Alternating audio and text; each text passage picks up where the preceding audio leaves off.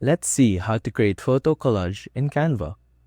So first, we just need to create a design, and let's choose print product and poster for this example. Next, in order to make a collage, all we need to do is go to the Elements tab here on the left-hand side. We search for frames, and let's select any frame we want. I want the circle frame in the middle. Or to make things simple for this example, let's just choose 3 square frames or 3 rectangular frames like this.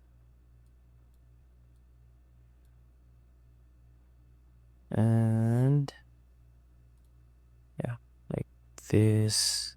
Let's just adjust the cropping and like that.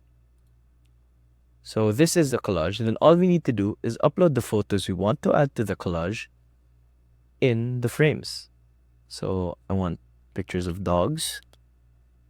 So for the top photo, I want this. Let's say fish next. Next photo of fish, let's choose this one. Next, lastly, cats.